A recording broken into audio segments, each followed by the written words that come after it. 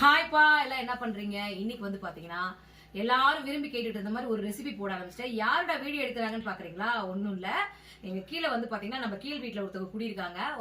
எனக்கு அவர் அண்ணன் மாதிரி, அண்ணனோட பையன் தான் வீடியோ எடுக்கிறான். அவனை ஒரு தடவை பாருங்க, காட்டுங்க. திருப்பு திருப்பு திருப்பு திருப்பு காட்டு. இதை பாருங்க பாருங்க, விச்சு இவன் தான் வீடியோ எடுக்கிறான். 10th இன்னைக்கு ஸ்கூல் போல, கொஞ்சம் கொஞ்சம் கொஞ்சம் கை காலெல்லாம் வலிக்குதான், அதனால அவன் ஸ்கூல் போல. அதனால இப்ப நம்ம என்ன பண்ண போறோம்ன்றதை சொல்லு. இப்போ வந்து நான் வந்து ஒரு மீன் குழம்பு, சூப்பரான ஒரு மீன் குழம்பு வச்சு காட்ட போறேன். அது எப்படின்னு பார்க்கலாம், அதுக்கு என்னென்ன பொருள் தேவைன்றதை பார்த்துக்கலாம் வாங்க. நான் வந்து பார்த்தீங்கன்னா கடல் மீன் காலையிலே வாங்கிட்டு வச்சுட்டேன். வெலை மீன், சாரி, இது முட்டைப்பாறை மீன். இது சூப்பராக இருக்கும். முட்டைப்பாறை மீன் நல்லா வாஷ் பண்ணிட்டு மிளகாத்தூள், மஞ்சத்தூள், உப்பு போட்டு ஊற வச்சு வச்சிருக்கேன். அப்பதான் வந்து நம்ம குழம்புல போடுறதுக்கு முன்னாடி உப்பு காரம் எல்லாம் பிடிச்சி நல்லா பிடிக்கும்ல, அதனால அப்படி போட்டு வச்சிருக்கேன். மீன் 1/2 கிலோ மீன் தான் வாங்கியிருக்கேன். மீன் ரெடியாக இருக்குது. புளி, நல்லா ஒரு எலுமிச்சம்பழ சைஸ்க்கு புளி எடுத்து தண்ணியில் போட்டு ஊற வச்சு வச்சுருக்கேன். மிளகாத்தூள், மஞ்சத்தூள், மல்லித்தூள், சின்ன வெங்காயம், கருவேப்பிலை, கடலை எண்ணெய், அப்புறம் வந்து வெந்தயம் இதுதான் நம்ம குழம்புக்கு யூஸ் பண்ண போகிறது. இப்போ நம்ம குழம்பு எப்படி வைக்கலான்னு பார்க்கலாம் வாங்க.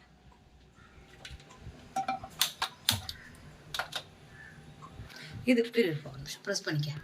இப்போ எண்ணெய் விட்டுக்கலாம்ப்பா. ஒரு 5 ஸ்பூன் எண்ணெய் விட்டுக்கோங்க. ஏன்னா மீன் குழம்புக்கு கொஞ்சம் உண்டனாக தான் எண்ணெய் விடணும். அப்போ தான் வந்து நல்லா அந்த மசால் கருகி போகாது. நம்ம அரைக்கக்கூடிய மசால் வந்து கருகி போகாது. அது என்ன மசால்னு நான் உங்களுக்கு வீடியோவில் நடுவில் சொல்கிறேன். எண்ணெய் ஊற்றியாச்சு, பார்த்துக்கோங்க. இப்போ எண்ணெய் காயிட்டும்.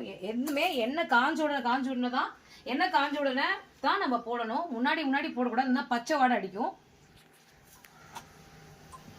எல்லாமே ஒரு கை அளவு தான் எனக்கு பொறுத்த வரைக்கும். இவ்வளோ தான் அப்படிலாம் இல்லை. ஒரு 1/4 டீஸ்பூன் வெந்தயம்,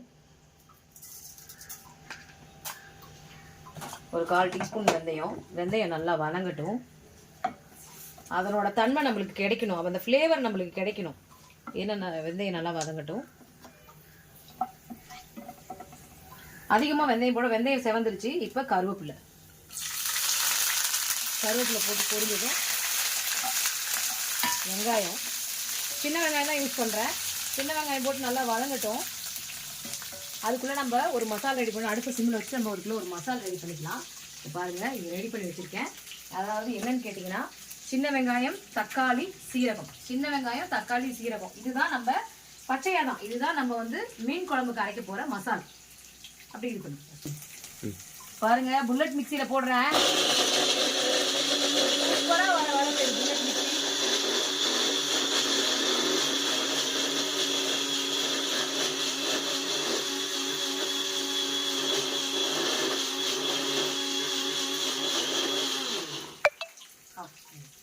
இப்போ வெங்காயம் பாருங்கள் நல்லா வதங்கிருச்சு. இப்போ மஞ்சத்தூள் கொஞ்சமாக போட்டுக்கோங்க.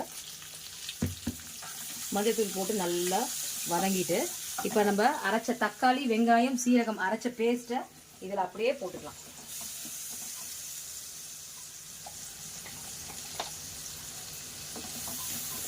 இதை அப்படியே போட்டு நல்லா இதை மிக்ஸ் பண்ணி விடுங்க. நல்லா அந்த எண்ணெயோடு சேர்த்து இதை மிக்ஸ் பண்ணி விடுங்க. ஒரு 5 நிமிஷம் அதை அப்படியே வதங்கட்டும். அனலை கம்மி பண்ணி வச்சுக்கோங்க. அடுப்பை வந்து சிம்மில் வச்சுக்கோங்க. இப்போ நல்லா நம்ம போட்ட மசால் வந்து பார்த்தீங்கன்னா ஓரளவுக்கு அந்த பச்சை வாடை போயிட்டுருக்கு. இப்போ வந்து என்ன பண்ணுறோம்னா, நம்ம மிளகாத்தூள் யூஸ் பண்ணணும். இது வீட்டில் அரைச்ச மிளகாத்தூள் தான். நான் தனித்தனியாக தான் அரைச்சி வச்சுக்கேன். மிளகா தனியாக, கொத்தமல்லி தனியாக, இதுதான் அரைச்சி வச்சுக்குவேன். இப்போ என்னோட அளவு வந்து பார்த்தீங்கன்னா 2 ஸ்பூன், 2.5 ஸ்பூன் மிளகாத்தூள், 3 ஸ்பூன் மல்லித்தூள், 3 நல்லா ஃபுல் ஸ்பூன், 3 ஸ்பூன் மல்லித்தூள். இதுதான் என்னோட அளவு. 2.5 ஸ்பூன் மிளகாத்தூள் போட்டால் 1/2 ஸ்பூன் எக்ஸ்ட்ரா மல்லித்தூள் விடணும். இதை போட்டு நல்லா இதை இதில் மசாலோட நல்லா இந்த அரைச்ச பேஸ்ட்டோட இந்த இது மிங்கிள் ஆகணும். அதுக்கு என்ன பண்ணணும்னா, கொஞ்சமாக இந்த அரைச்ச மசாலா இதில் கொஞ்சமாக தண்ணி விட்டு நல்லா கழுவிட்டு இப்போ இந்த இதை விடுங்க. ஏன்னா இப்படி இருந்தால் மசாலா வந்து சீக்கிரம் வேகாது, கரிஞ்சிடும். இப்போ வந்து என்ன பண்ணணும்னா, கொஞ்சமாக தண்ணி விட்டுருக்குங்க. கொஞ்சமாக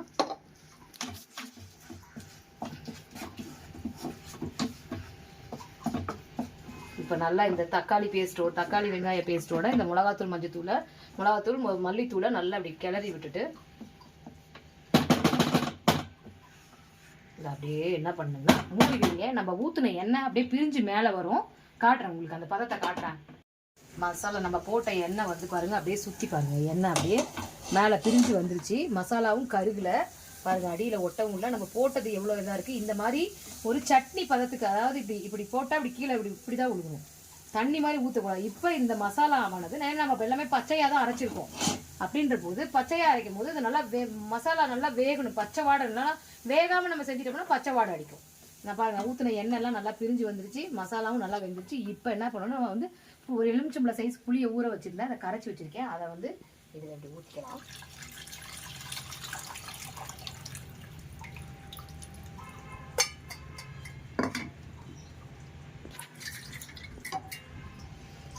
இப்போ அனலை ஃபுல்லாக வச்சுக்கோங்க. நம்ம ஊற்றின புளி வந்து நல்லா இந்த மசாலாவோட நல்லா மிக்ஸ் ஆகணும். மிக்ஸ் ஆனது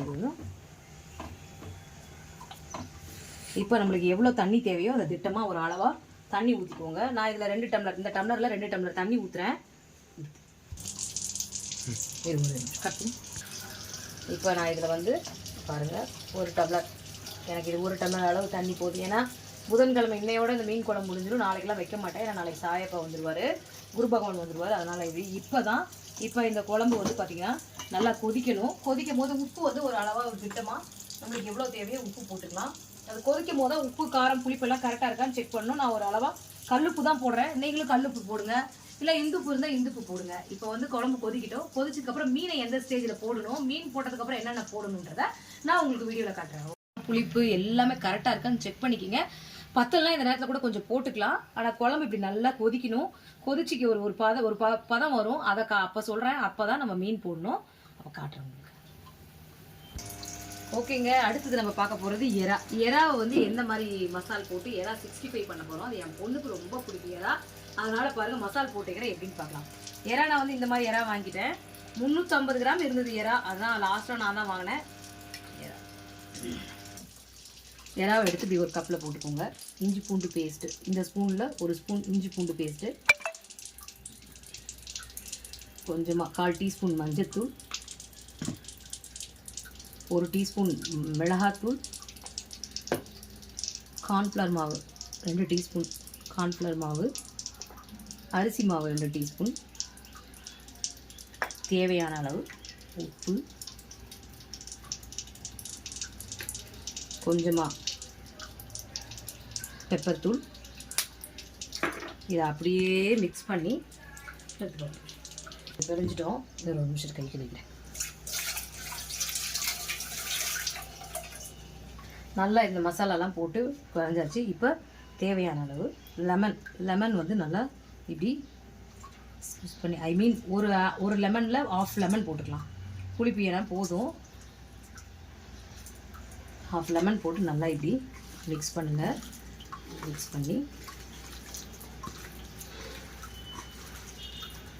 மிக்ஸ் பண்ணி ஒரு ஃப்ரிட்ஜில் வச்சுருங்க. தேவைப்படாது. இன்றைக்கி சாப்பிடும் போது எடுத்து வறுத்தோம்னா சூப்பராக இருக்கும். இதுதான் எறா மசாலா. இந்த மாதிரி செஞ்சு எறா 65 போட்டு கொடுங்க, குழந்தைங்க ரொம்ப சாப்பிடுவாங்க. மீன் குழம்பு பண்ணுறது எப்படி இருக்குன்னு பார்க்கலாம். இதை அப்படியே மசாலா போட்டு வச்சாச்சு. இதை அப்படியே மூடி ஃப்ரிட்ஜில் ஸ்டோரேஜ் பண்ணிடலாம்.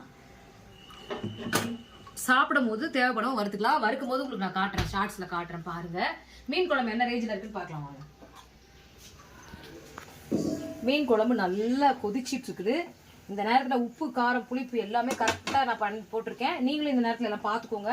குழம்பு நல்லா கொதிக்கிட்டோம். இன்னும் கொஞ்சம் இன்னும் ஒரு 5 நிமிஷம் குழம்பு கொதிச்சுன்னா நல்லாயிருக்கும். நான் உப்பு காரம்லாம் பார்த்துக்கிறேன். கரெக்டாக இருக்குது. உப்பு காரம் புளிப்பு எல்லாமே கரெக்டாக இருக்குது. எப்பவுமே கொஞ்சம் உப்பு காரம் புளிப்பு தூக்கலாக போட்டிங்கன்னா தான் மீன் போடும்போது அது பேலன்சிங்காக இருக்கும். நான் மீன் போடும்போது உங்களுக்கு காட்டுறேன். இப்போ குழம்பு பாருங்கள் நல்லா கொதிச்சு இந்த மாதிரி நல்லா திக்கான பதத்துக்கு வந்ததுக்கப்புறம் தான் நம்ம வந்து குழம்பு வந்து இப்போ தான் இந்த ஸ்டேஜில் தான் நம்ம மீன் போடணும். இப்போ நான் மீன் போடுறேன். ஆல்ரெடி மசாலா போட்டு வச்சுருக்கேன். உப்பு மிளகாத்தூள் மஞ்சத்தூள் இவ்வளோ தான் போட்டிருக்கேன். ஏன்னா அந்த காரமும் உப்பு நல்லா பிடிச்சி ரெடியாக இருக்குது. எனக்கு மண்டை ரொம்ப பிடிக்கும். இந்த மீன் வந்து முட்டைப்பாறை மீன் சூப்பராக இருக்கும். நடு முள் மட்டும்தான் இருக்கும். இப்போ வந்து அடுப்பை சிம்மில் வச்சுட்டு அதுக்கப்புறம் நம்ம இதில் போடலாம். மீன் வந்து சும்மா சூப்பராக ஒரு மட்டன் சாப்பிட்ற மாதிரி இருக்கும். நடு முள் மட்டும்தான் இருக்கும். முட்டைப்பாறை மீன் நல்லாயிருக்கும். இதை விட தேங்காய் பாறைன்னு ஒரு மீன் இருக்குது. தேங்காய் பாறை, கண்ணாடி பாறை, இந்த மீன் வாங்கி குழம்பு வச்சு பாருங்கள். நம்ம நல்லாவே வைக்கலனாலும் குழம்பு சூப்பராக நல்லா வரும். அந்த மாதிரி ஒரு மீன் அதெல்லாம். இப்போ மீன் போட்டோன்னா நம்ம வந்து சும்மா இப்போ தான் நம்ம கரண்டியே போடணும். அதுக்கப்புறம் சும்மா கரண்டி போடக்கூடாது. இப்போ குழம்பு ஒரு 2 நிமிஷம் கொதிக்கிட்டோம். கொதிச்சதுக்கப்புறம் நான் அடுத்தது ஒரு சீக்ரெட்டான இன்க்ரீடியன்ஸ் போடுறேன். அதுவும் ரொம்ப டேஸ்ட்டாக இருக்கும். நிறுத்திட்டோம் பாருங்கள். நம்ம போட்ட மீன் நல்லா அப்படி கொதிச்சு இப்படி வந்திருக்கு. இப்போ இது என்ன பண்ணணும்னா, இப்போ ஒரு சீக்ரெட்டான இது சொல்கிறேன். இது வந்து பச்சை மிளகா இப்படி வகுந்து வச்சுருக்கேன். உள்ளே வந்து இப்படி 2ஆக வகுந்து வச்சுருக்கேன். இதை வந்து குழம்புல இப்படி போட்டுருங்க. எதுக்கு இதை போடுறேன்னா, நாளைக்கு மீன் குழம்பு இருந்ததுன்னா நாளைக்கு நம்ம பழைய சாதம் சாப்பிடும்போது இந்த பச்சை மிளகாயை கடிச்சிக்கிட்டு இந்த குழம்புல ஊறின பச்சை மிளகாயை கடிச்சு சாப்பிடலாம். செம்ம டேஸ்ட்டாக இருக்கும். ரெண்டாவது இப்போ வைக்கிற குழம்பு அந்த பச்சை மிளகா போட அந்த பச்சை மிளகாவோட ஃப்ளேவரும் சேர்ந்து வரும்போது மீன் குழம்பு செம்ம டாப் நாச்சாக இருக்கும். இப்போ இந்த கொத்தமல்லி தலையையும் அப்படியே தூவி இறக்கிடலாம். நம்ம போட்ட எண்ணெய்லாம் பாருங்கள் பிரிஞ்சு மேலே வந்துருச்சு. அப்படியே குழம்பு வந்து அப்படியே சூப்பராக இருக்குது. இப்போ அவ்வளோதான். நம்ம இந்த குழம்ப மூடி வச்சிடலாம். அதே ஒரு நிமிஷம் காட்டுறேன் பாருங்கள். நம்ம போட்ட எண்ணெய்லாம் அப்படியே பிரிஞ்சு ஓரத்தில் மேலே வந்து நிற்கிது. அப்போ குழம்பு வந்து பார்த்திங்கன்னா நல்லா வெந்து சூப்பராக வந்துருச்சுன்னு அர்த்தம். இப்படி தான் குழம்பு வைக்கணும். தங்கச்சிகளே இந்த மாதிரி குழம்பு வைங்க. அப்புறம் வந்து பார்த்திங்கன்னா இது லதா முருகன் லதா வந்து சொன்னுச்சு இந்த மாதிரி வந்து என் பேர் ஹாய் சொல்லலையம்மான்னு. மதியானம் லஞ்ச் வீடியோ போடும்போது கண்டிப்பாக லதா ஹாய் லதான்னு சொல்கிறேன்ப்பா. கோச்சுக்காத, தப்பாக நினச்சிக்காதப்பா. இப்போ இந்த மாதிரி மீன் குழம்பு வச்சு நீங்களும் ட்ரை பண்ணி பார்த்துட்டு எப்படி இருந்ததுன்னு சொல்லுங்கள். கமெண்ட்ஸில் சொல்லுங்கப்பா. நீங்களும் ட்ரை பண்ணி பாருங்கள். கடல் மீன் வாங்கி குழம்பு வச்சு பாருங்கள். சூப்பராக இருக்கும். 1/2 கிலோ வாங்கினாலும் கடல் மீன் வாங்குங்க. இது அவ்வளோதான். பாருங்கள் குழம்பு பாருங்கள் சூப்பராக ரெடி ஆகிடுச்சு. இப்போ அடுப்பை ஆஃப் பண்ணிவிட்டு மூடியை போட்டு க்ளோஸ் பண்ணிவிட்டு வச்சுட்டு வந்துடலாம். அது நல்லா மதியானம் லஞ்சு சாப்பிட்றதுக்குள்ளே நல்லா மீனெல்லாம் ஊறி குழம்பு ரொம்ப டேஸ்ட்டாக இருக்கும். நீங்களும் இந்த மாதிரி ட்ரை பண்ணி பாருங்கள். ஓகேங்க, பாய்ங்க. கரண்டி ரொம்ப சந்தோஷம். இந்த மாதிரி ட்ரை பண்ணி பாருங்கள். எறாவும் அந்த மாதிரி ட்ரை பண்ணி எறா வறுக்கும் போது உங்களுக்கு நான் ஷார்ட்ஸில் காட்டுறேன். ஓகேவாப்பா, பாய்ப்பா.